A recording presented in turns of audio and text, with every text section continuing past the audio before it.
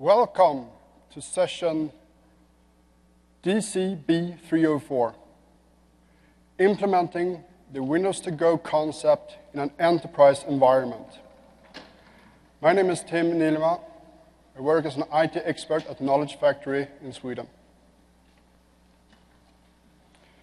Today's agenda will be first taking off with the Windows to Go concept.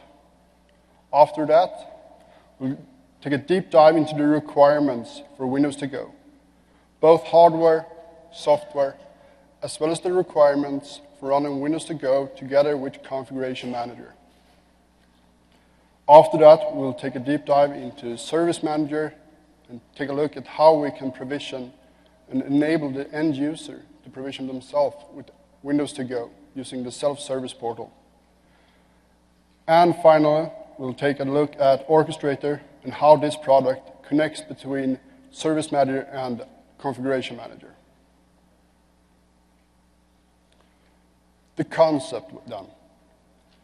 For those of you who went to Mikael Nyström's session earlier today, DCB317, this will be a short recap of that session. For those of you viewing this online, check out Channel 9. It is a full version of Windows. And this is a key thing to remember. This is not a virtual environment.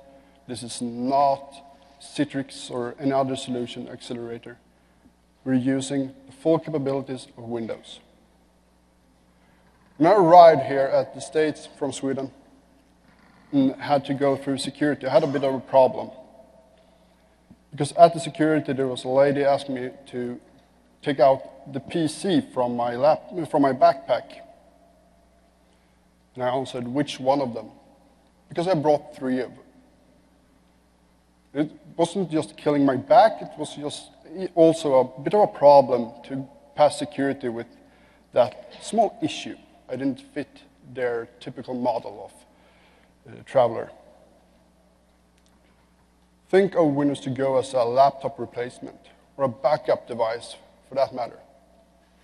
We can put all the stuff of a PC into that USB device. Because what's personal with the PC? It's not the speed of the processor, it's not the amount of RAM, it's the hard drive. I know some of you will beg to differ that what makes the PC personal is all the stickers on it, but, well, I think it's the hard drive.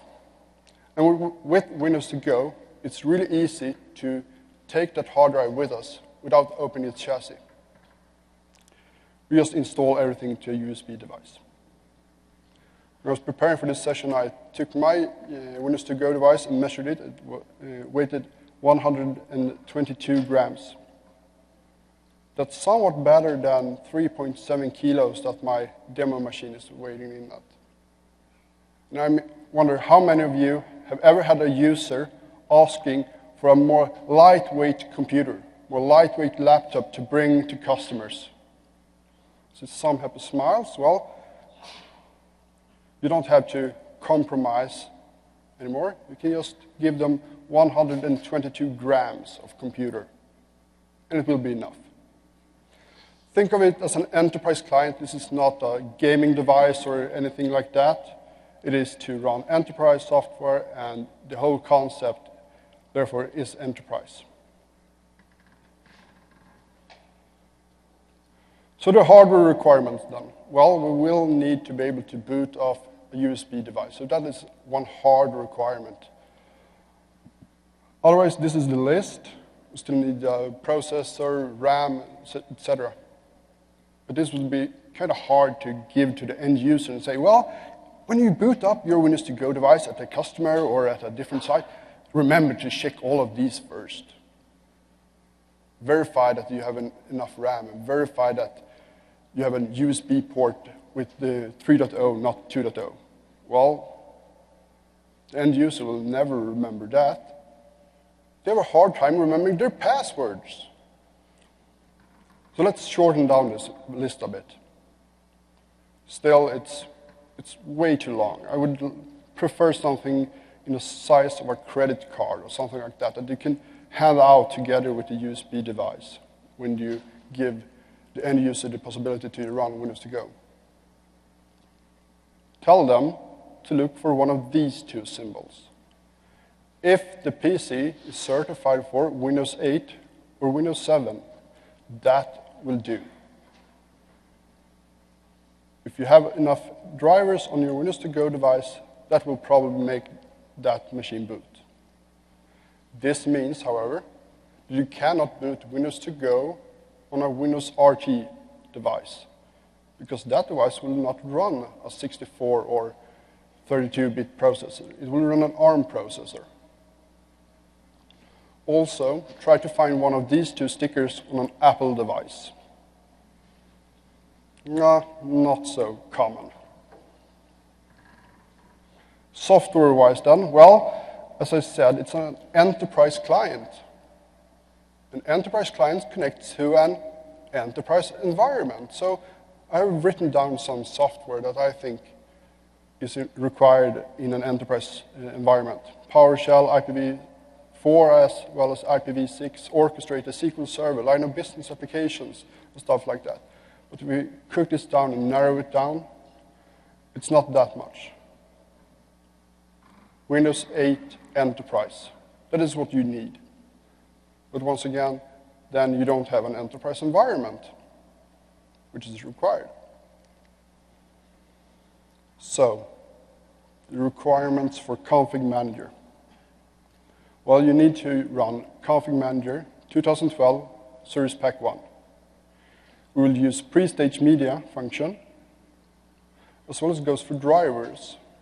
Well, it's a new way of thinking of provisioning drivers to devices, because it's a Windows to Go.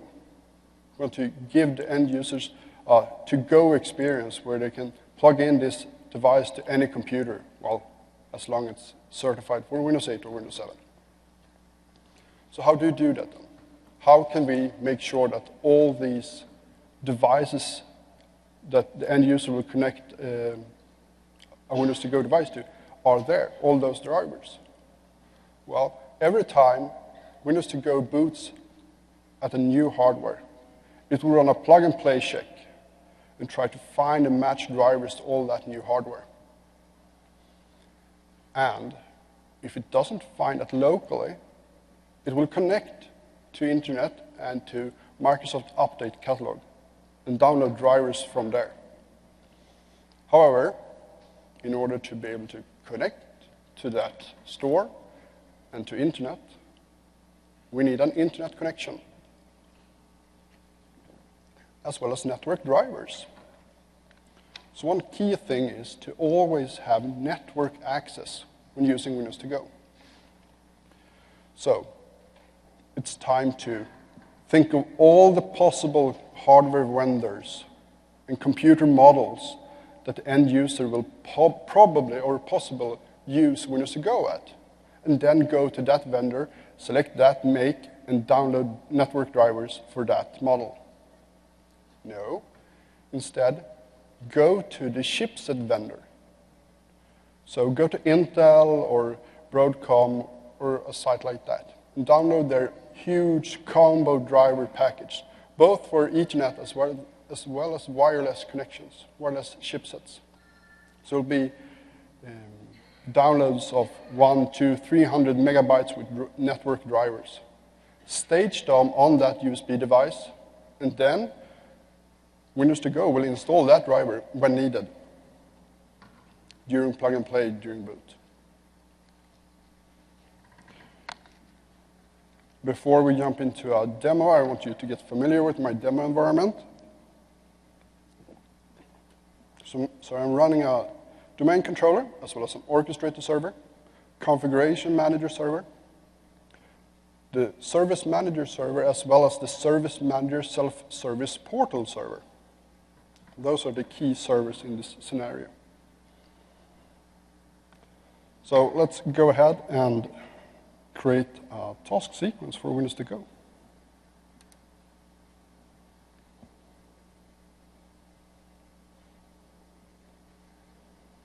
So open up Configuration Manager, head to Task Sequences. As you can see, I have installed MDT as well and integrated that in Config Manager.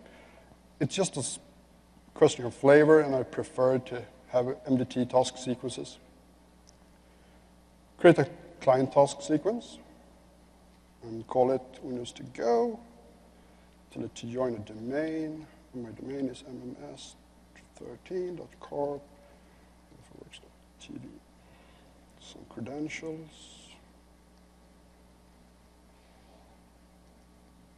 Super secret password. Oh no, did I say that? And okay. This task sequence will never be used for capturing, so we'll skip that step.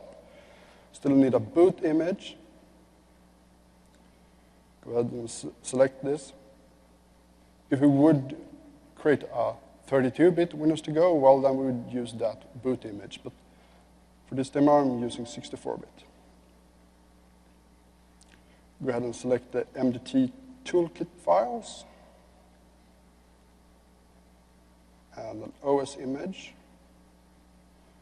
Here, I'm using a native OS image. I've just imported the install.vim from the DVD, or actually the ISO file, but you get the point.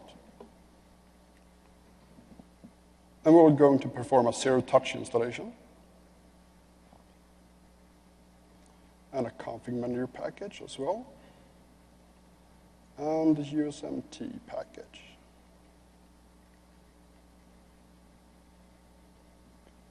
And a settings package as well. This is, as you can see, a pretty straightforward task sequence. Probably very much like the one that you use for your normal PCs. And of course, you could run one of those as well.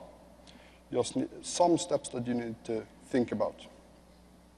No, we'll not use our sysprep package, and we're good to go. Now we have our task sequence. However, since we're using MDT and going to deploy Windows to go, there are some things that we need to fix. First, head down to set drive letter. I'm sure a lot of folks have heard it already, but this is set to false during a normal task sequence. It should be true in order to have Windows installed on C drive, and that is pretty crucial, actually.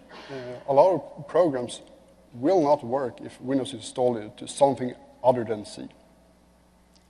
So disable this one, remove it, or change it to true.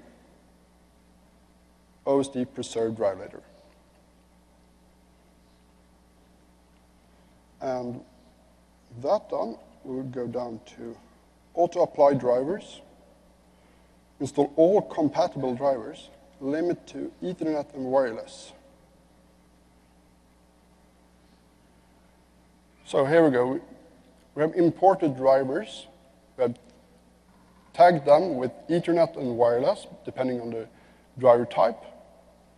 And we want to take all those drivers. If I would have Broadcom as well, then I would have tagged them with Broadcom wireless and Broadcom Ethernet, and as well as the Ethernet and wireless. So we'll have all those drivers.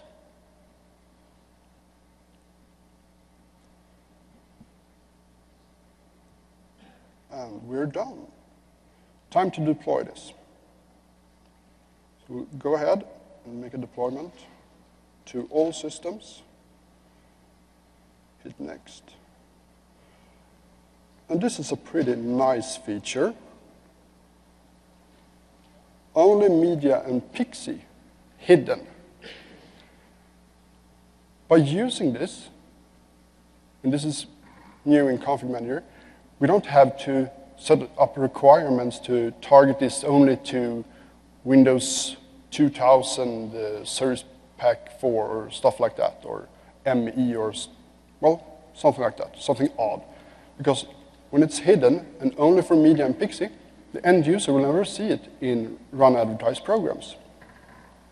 So that's pretty neat. Okay, make sure we select that one. Next. No scheduling, user experience, yada, yada, yada. Allow the, depending on your organization, you might want to check these two boxes or not. It's really up to your environment. Good. Press next. Okay. Well, deployment of Windows to Go. So we're really almost there.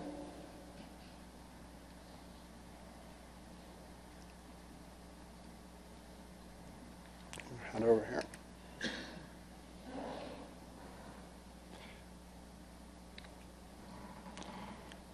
So, it's an enterprise client. Think of VPN connection. Direct access, well, that's a really good way of providing corporate access for your Windows to Go devices. And antivirus. Well, it's a full version of Windows, as I said earlier, so of course you will want to have antivirus. And if you're using Config Manager, you will have System Center endpoint protection as well, so why not use that one? And if you provide the end user with a device that is able to connect to your enterprise environment, as well as that they are able to have possibly sensitive data on that device, we do want to enable BitLocker in order to protect that data. But we can't use the TPM chip, of course. That one is on each and every motherboard, or, well, not maybe each and every one. So it's possible that the end user will use one machine that has a TPM chip and another that doesn't, and well, they would have to crank loss that, ruin that motherboard and take the TPM chip with them and try to get it back there, and it will not work. So we have a new tool for this, and it's located in the installation there. OSD tools Windows to Go BitLocker. I will show it to you later. But we use that, and we use it as a passphrase in order to create and encrypt and unlock that device. So take a look at that. Here we go. Oop. Here we go.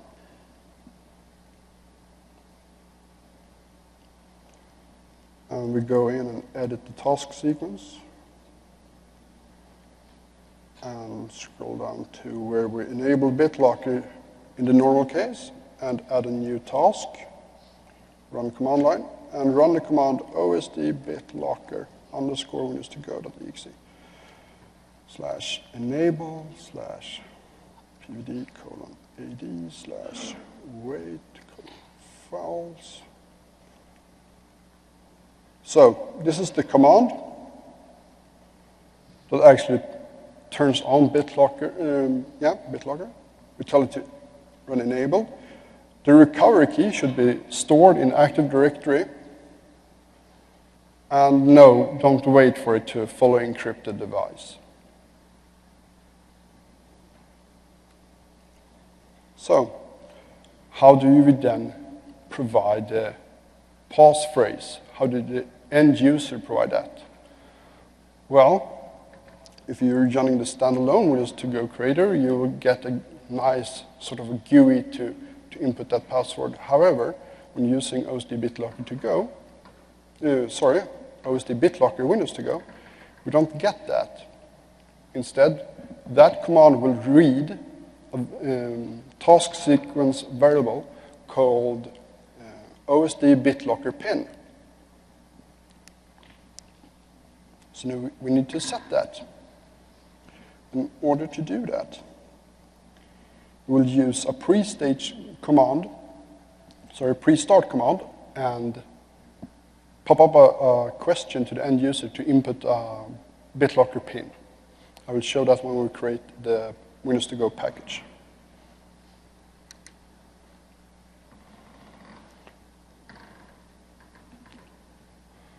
And as I said earlier, it's fully supported to install applications.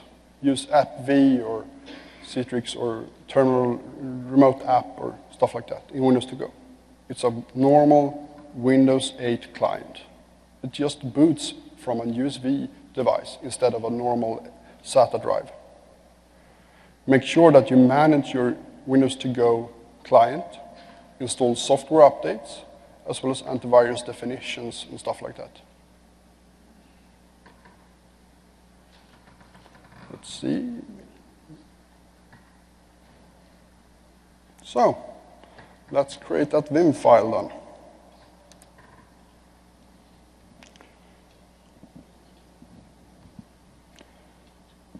So here we can choose to create a task sequence media file. And we'll select the pre-stage media, allow unattended operating system deployment, which enable us to use the task sequence variable called SMSTS preferred advert ID, so that the end user doesn't have to select which task sequence to run when it boots WinPE. Hit next. Dynamic media works very well. Created by IT department, version 1.0. And if you ever are going to use or run the Windows to Go creator tool by itself, the comment field is the field that you will see in that tool when selecting a Vim file or selecting a lot of Vim files, because you actually select a folder that holds one or many Vim files. So in order to be able to distinguish them from each other, write something good in the comment. File. And store it somewhere. .vim. Next. Protect your media with a with a password.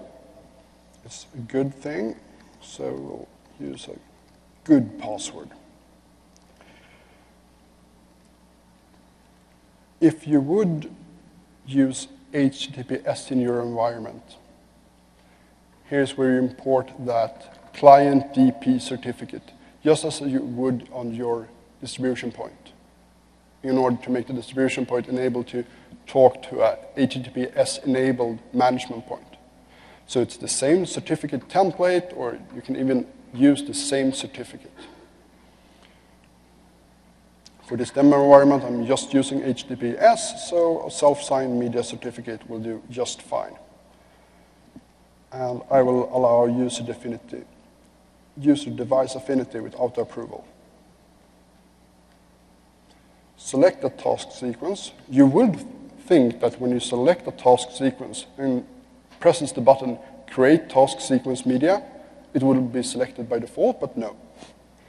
You need to go in and select that task sequence. Okay, it lists all the dependencies. Choose a distribution point from where we can download the boot image. And specify a management point to talk to when doing the initial phase of the Windows to Go. The index and the distribution point to download that from as well. If there are any applications that we want to install on specific during this task sequence, well, we can select them here and choose Add. In this demo, I choose to select Windows 7-zip. As well as if there are any packages that we would like to add. Here comes a key feature. Remember to select those driver packages that you want to install. We have selected to install all drivers. However, we haven't selected from what packages. So let's do that as well. Not working combo drivers. Great. And we add the distribution point that has all our packages. Remember how we had to do this in Config Manager 2007 and make sure that all packages actually exist on those distribution points that we're going to add? Oh, this is so much better. Okay. We are to add the SMSTS preferred advert ID task sequence variable and populate that with information. However, it's not the package ID for the task sequence. It's the ID for the deployment. So go to deployments, and this is how it looks by default. Kind of hard to find a task sequence ID there, but we can right-click and choose deployment ID, or we could actually run this command and connect to PowerShell. Give that a minute.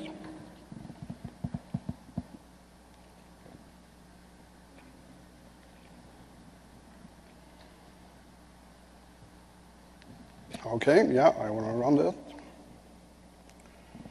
We can use the get CM deployment, where package ID equals MMS 000 to something, I believe, 25.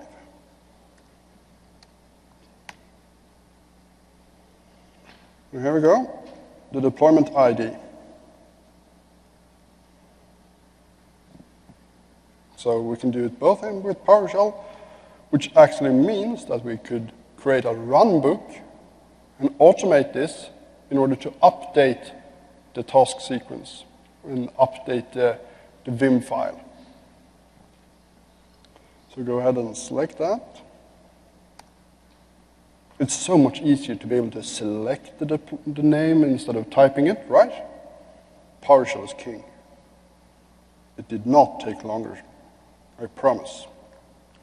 Oh, go ahead and SMS TS preferred advert ID and write that in. Preferred advert ID, yeah. And we'll go ahead and create a pre-start command where we'll pop up a question, a dialog box to the end user and say, hey, can you please enter a passphrase for BitLocker? And that happened to be a C script, windows2go.vbs. And it's located in my package called windows2go pre-start command. And in this package, we could actually leverage HTA or something like that as well, but I just created a VBS script. And we'll go ahead and create a task.vim file, task sequence media. And this will take some time, and I have seen a lot of, when we create this task sequence media, it's very, very often, but 1 out of 10 times, it goes almost all the way, and at about 50 or 70%, it says, oh, I'm done. And when that happens, when it doesn't stay at 99% for a minute or two, you know that it's lying to you, like a little bastard. Because it will not work. So remember, when you create a new Vim file, test it before you deploy it to all your users. Otherwise, it will go smoothly and it will update actually right over that thumb drive of theirs. And at about halfway through, it will show up with the drive letters and say, ooh, something went terribly wrong. So remember, test before you deploy in production. And we're supposed to create a package as well, not just a Vim file. Right? Yep. Let's head over here. So, the pre-start command looks like this in my environment. I've actually been able to add to set the user device affinity as well. But this is the bare minimum for setting the OSD BitLocker pin variable.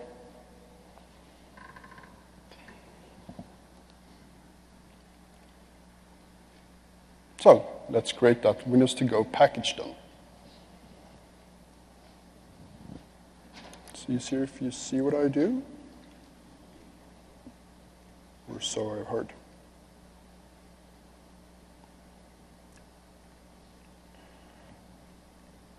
Software library, and I know I said Windows2Go package, but I really, really love the new app model, so let's use that one. And as a good TV chef, I have prepared something for you. Here we have application that is using a deployment type with the type script. So we go in and edit that one. Look at the content. Well, that's not something that is really that strange. We have the Vim file as well as the WTG creator. And this file is located originally at this location in the installation directory, OSD, Tools, Windows to Go, Creator. For those that were awake still after lunch, saw that we have the BitLocker folder as well, where we have the i386 as well as the 64-bit OSD BitLocker Windows to Go. So we copy the Windows to Go creator to this path as well as the Vim file, and we're set. We create a program that runs the command as well as /vim : Windows and the Vim file, Windows to Go.vim in this particular case. You could also specify /drive. However, my experience is that you need to wrap that in a script if you're doing that in order to make sure that you get the right device.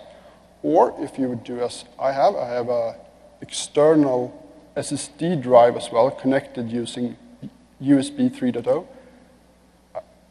Windows to Go Creator will show both my thumb drive as well as that drive. So make sure that you always get the right drive. Or simply have a manual or something handed to the end user and tell them how to actually connect the Windows to Go stick as well as selecting the correct device. If you're using a script, make sure that it selects something that you haven't booted from and something that is at least 20 gigabyte and not larger than something, probably larger than 150 gigabyte, and hope that the end user didn't have a 128 gigabyte large SSD drive. So I would prefer to have the end user actually select the correct drive. And in requirements, we choose to run this on Windows 8, both 32 and 64-bit. In user experience, we install this for the system in order to actually elevate the Windows to Go command, Windows to Go creator command, only when a user is logged on, since they will need to select the drive to actually install it to. And remember to check the allow user to view and interact with this program installation. Otherwise, it will not be seen. Go ahead and choose cancel. And we have a deployment of this deployment type, well, actually of the application, that goes to the collection Windows to Go users. And that's not a really fancy collection, but I will show it to you. We have soon, I hope. User collections with users that are in a specific group.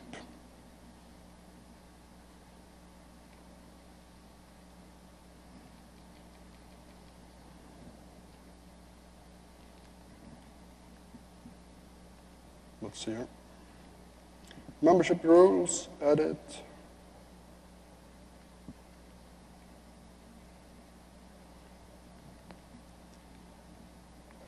So we're selecting all users that are a member of the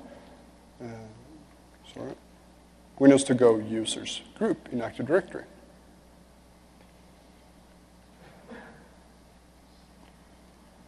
Just to make sure that I'm not fooling anyone, let's open up Active Directory, users and computers, check that group. No, there are no members, great. Otherwise, my next demo will be really bad. So we created the Windows to Go package. We have created actually an application and as well as a deployment type. We have created a deployment to a group. So we're almost there.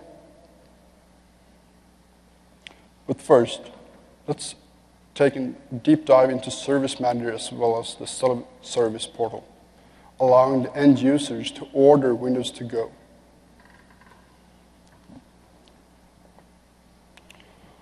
So we'll create some Service Manager offerings.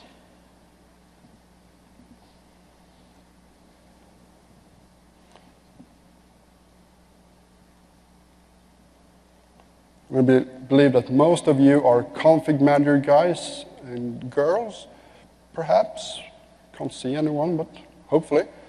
So I hope this will be a new experience, seeing how we can use Service Manager together with Configuration Manager. As I was saying, we have a service offering called Information Worker Workspace. We'll go ahead and click properties on that one and dig down to what this is all about.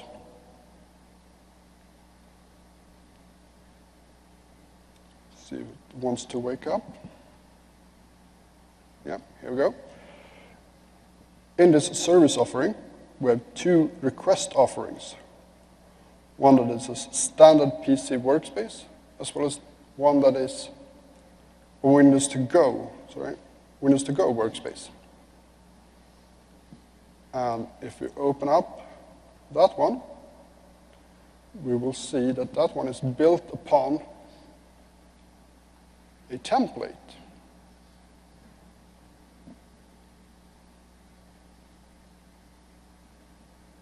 There we go. This one is built upon the template that is called Windows to Go Workspace Request Template. So we'll go ahead and open that one. Hope I will find it. We have a few Windows to Go Workspace Request Template. Yeah, great. Properties. Okay. So it actually opens the template. We'll head over to activities. You see that we have two activities here. One is a review, user eligibility for Windows to Go.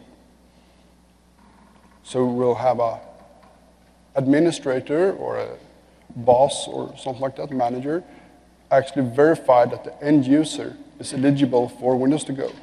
Maybe your organization has a requirement that Windows to Go users are employees or salesperson, or simply that you need to handle the extra cost for that thumb drive or stuff like that, other applications maybe.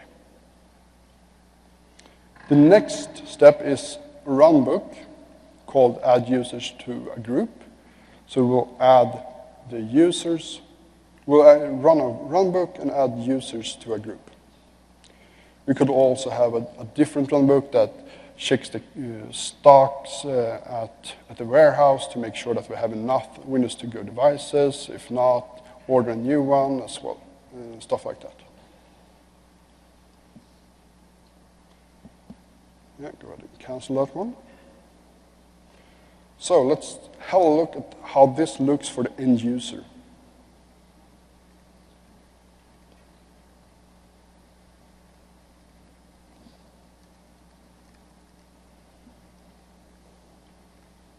Go to open Internet Explorer, open the portal, self-service portal, choose Information Worker Workspace,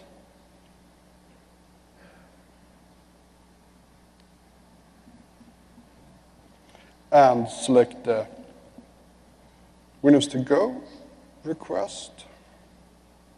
Go to the request form. And here we can select the size of the thumb drive. And I did not have Windows zoom it there, so hope you managed to see anyway.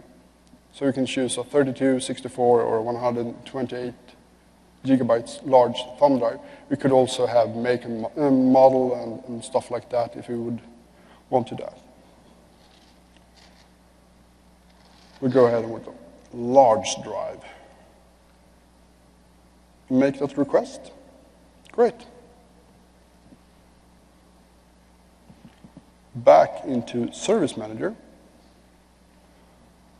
At Work Items, we should be able to find Activities Management, Review Activities, In Process, and hit F5. And this should view the review process, the first activity in our offering, actually in our template.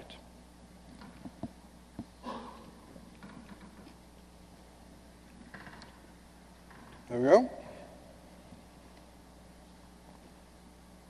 Open that one up. As a manager, or as domain administrator, if you prefer that. Go ahead and approve that one. So it's approved. Great. Hit OK. But now this one will be marked as an approved and completed activity, and we should be able to find our runbook activity in process activities.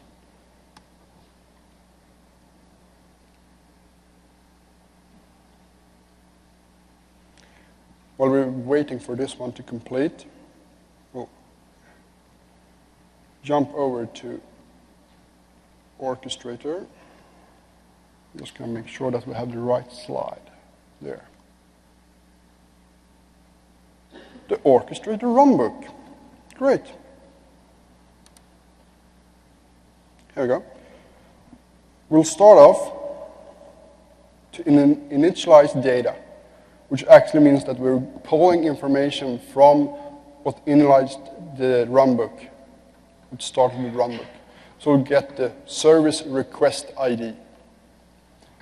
After that, we'll get the service request object, because that is, as with PowerShell, what Orchestrator is a lot about, to work with objects, not just with strings and stuff like that, as you did in VB script and stuff like that. We're using objects. So we get the object, we get related user objects, and then get that user object in order to have that distinguished name that we can add into a group in Active Directory.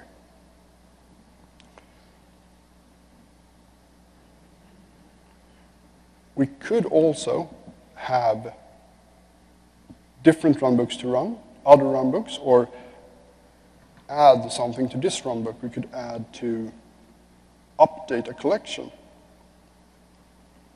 Update collection memberships in Configuration Manager.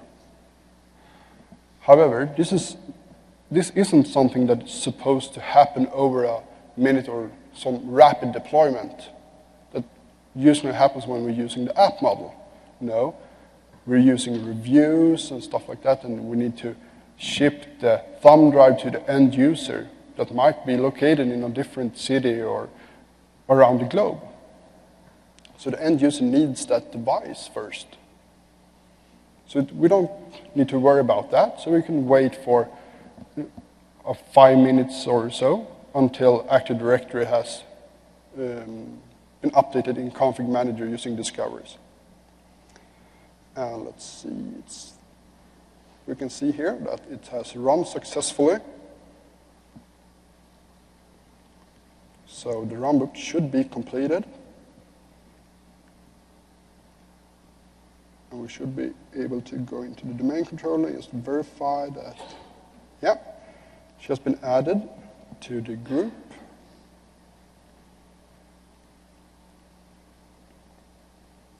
And in Service Manager, you should see that it's no longer in process because it's a completed activity.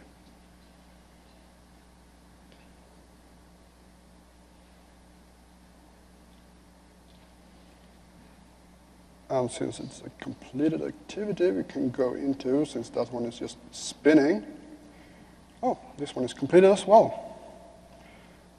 Now we should be able to go to administration and kick off this, run discovery.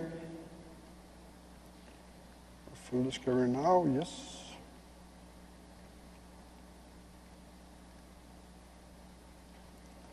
And updated collection membership.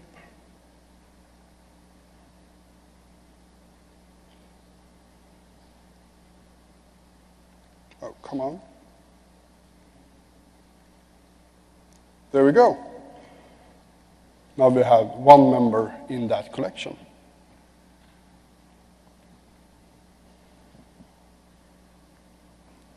So if we go back and look at that runbook, there are some things that if you're new to Orchestrator, that might be interesting. Oh, that's not supposed to happen. There we go.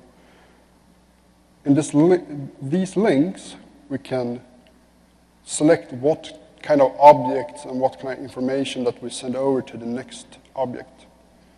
So go ahead and right-click on that link, choose Properties. You see that we excludes the created by user.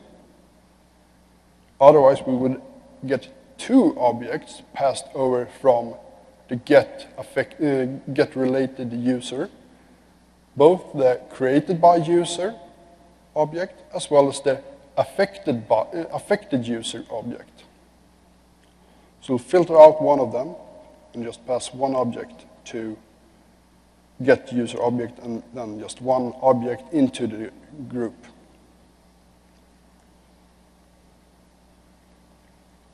Go ahead and go to my client, and start a new tab, and run the application catalog, where we should be able to see a program. There we go. Windows to go, and we could hit install, press yes. Evaluating and all that, and it will download and start off. It will tell us to, well, please put in your USB thumb device. Just going to see what happens here. Yeah, downloading, great. So it will automatically start Windows to Go Creator. I actually thought it was already installed, so it would go a bit quicker.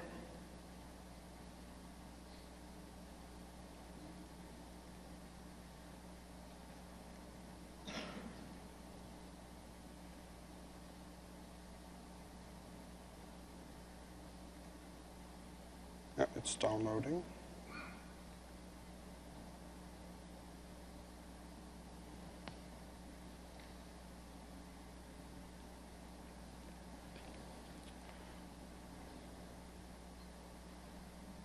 Okay.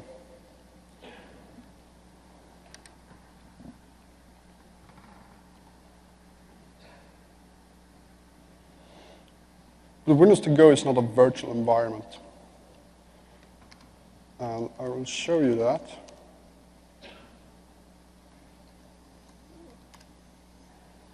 Just hang on.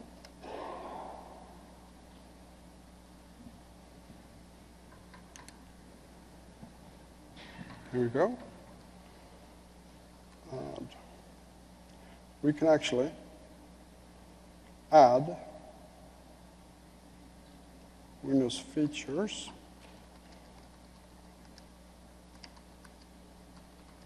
Such as Hyper-V.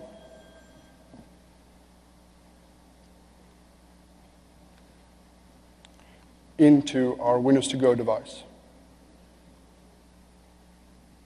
So we can have VMs running in Windows to Go using native hardware that we're running on. If we select to actually show the local drives as well, then we will also be able to store VMs on those drives. Could be really good if you're using demo presentations as well, to have those VMs stored in 1 or 2 drives and running all your operating system from Windows to Go.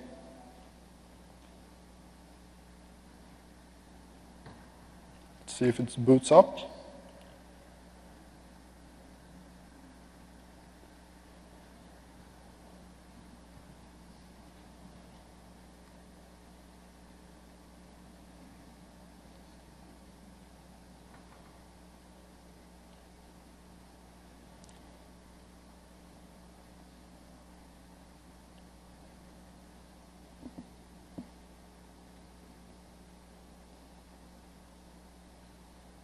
Let's see here. No picture? No?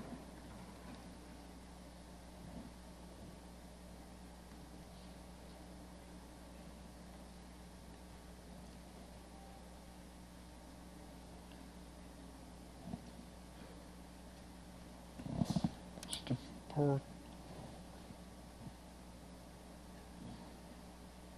There we go, something. So I managed to install Hyper-V.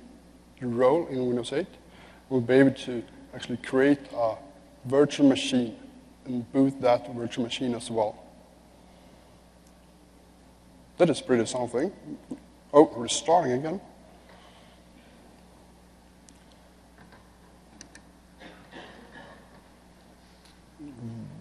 Here we go. And now it is downloaded. And I'm sorry, but since this is a virtual machine, I can't connect a USB device to it, so I can't select it. But this is the view that the end user gets, telling them to, well, plug in a device. We can't find one that is okay, and it's still searching. So if I would connect the device, it will show up here, and we can go ahead and press next, and it will install Windows to Go on that device. Go ahead and press cancel.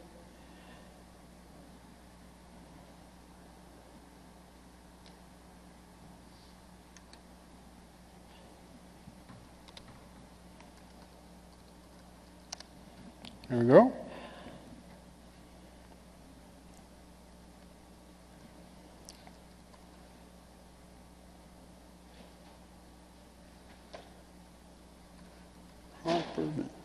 There we go. Oh, sorry. This user is not admin on this machine, so run as administrator.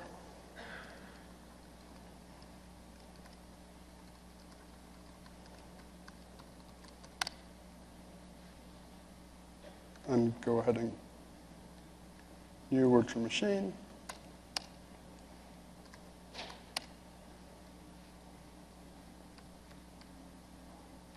Great.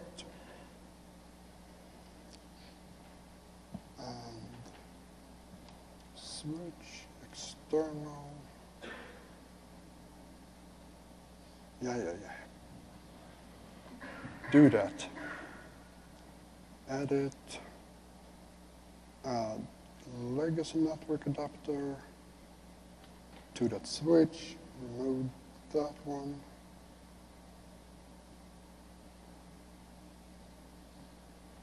Okay.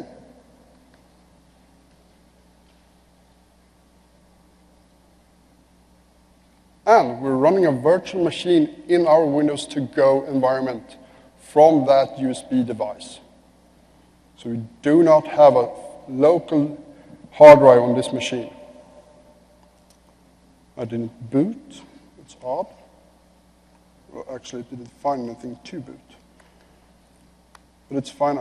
I'm not sure that we actually have a task sequence for unknown computers.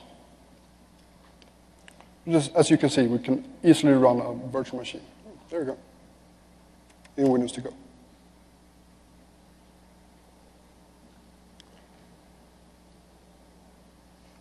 Try to get out of this virtual machine as well.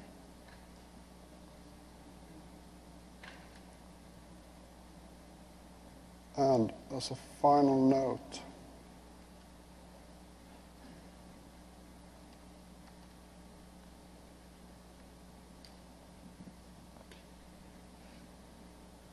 Oh, better had sound on.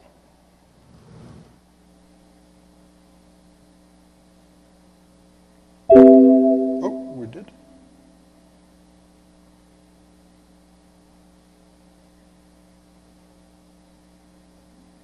For attending my session on Windows to Go.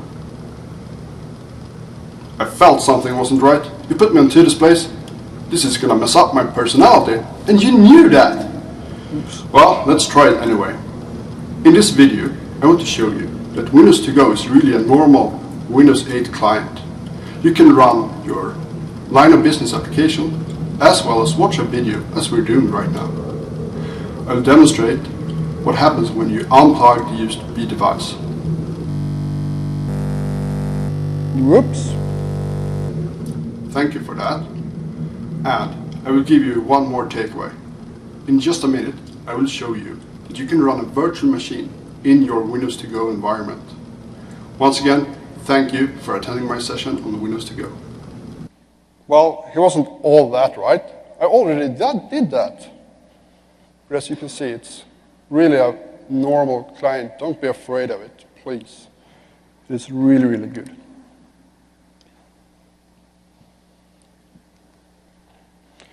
And I've been told to please fill out the evals, be honest but gentle, and you can win really great prizes. I actually saw in the Twitter feed that someone had won a Slate device, a Surface device as well. Thank you for attending my session.